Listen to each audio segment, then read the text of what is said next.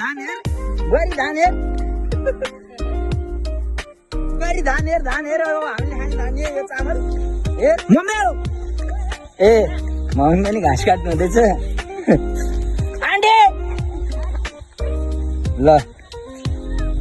अब दुईजना परिवारमा फेरि एकजना नयाँ परिवार पनि थपिदिएको छ घाँस काट्न लिएर कुद्दैछु म पनि हो बास त सकिएछ त हाम्रो ल बुवाले अब उल्टो बुद्धि म जानु देख्दा भनेको को म भिडियो गर्दै आएको नि हौ कता भिडियो गर्दै आएको नि हो धान हेर गरी धान हेर गरी धान हेर हामीले खाने धान यो चामल हेर ससिला रुपैयाँ चढ्नु भएको